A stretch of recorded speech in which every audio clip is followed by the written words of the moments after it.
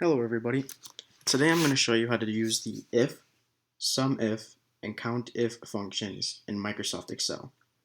These functions are commonly used in the workplace or in school and should be learned by each individual. They can seem pretty intimidating at first, but hopefully after this video they're pretty simple for you to learn. The IF functions, whether it's IF, COUNTIF, SUMIF, average if, etc., is pretty much a true-false statement or a test and what you want to happen if the answer is true and what you want to happen if the answer is false.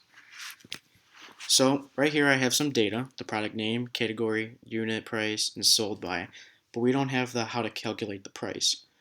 Well, if the item is sold individually, we're going to calculate the price by its weight. If it's sold by the package, we're going to calculate its price individually. So for this, we're going to use the simple if function.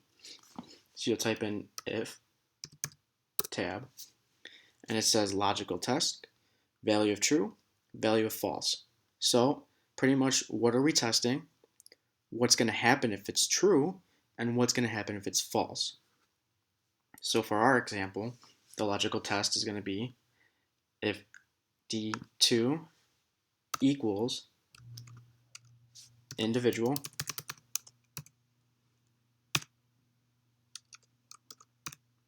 what do you want to happen if it's true? It's going to be sold by weight. And if it's false, it's going to be sold individually. So since it's individual, it came out as weighted. Then you just grab your handle, drag it down, and there you go. If it's individual, it's weighted. If it's packaged, it's individually. There's your if function. You have your logical test. You have what happens if it's true and what happens if it's false. Next, we're going to do the COUNTIF function.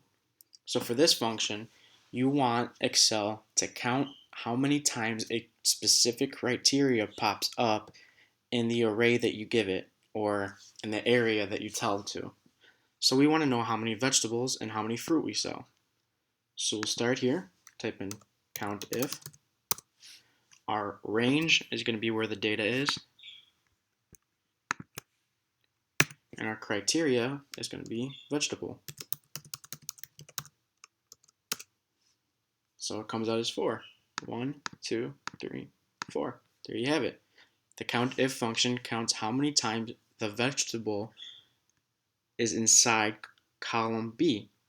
So then we'll do the same thing for fruit.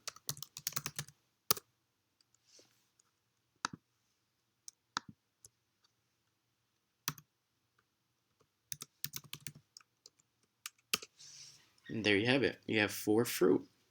So the COUNTIF function counted how many times your specific criteria popped up in the range that you told it to. So the last function that we have is the SUMIF function.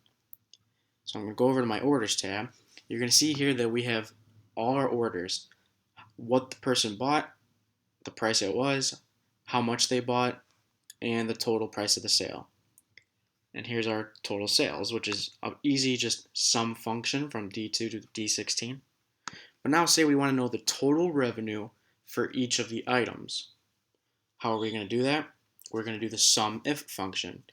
So this is basically going to sum anything in a specific range based off of a specific criteria that you give it. So let's take a look at Apple, for example. Equals SUMIF. The range is going to be all the area that your data set would be in. That's why it's always easier if you have the information in a table. But for this example, I'm not going to do it just for learning purposes. So our range will go from Apple all the way down to this 1995. Our criteria, well, we want it to be Apple, so let's just select G3. And your sum range is going to be the total that's going to be summed up if it does meet the criteria. So if it is Apple, what do we want to add together? Well, we want to add together the total. So our sum range is going to be from D2 through D16.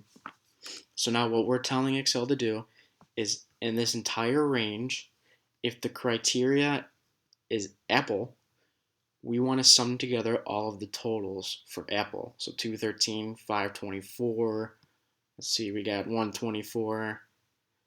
That's about it. So we'll click enter, and our total sales for apple is 861.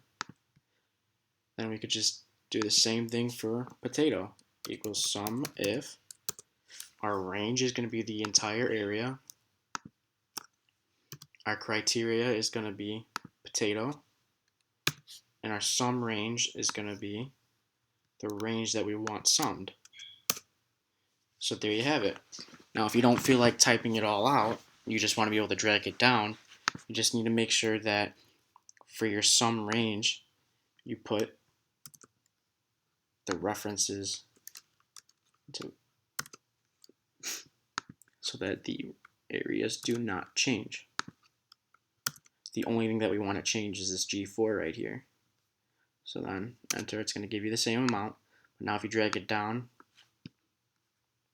you'll see the only thing that changed in the formulas is the criteria.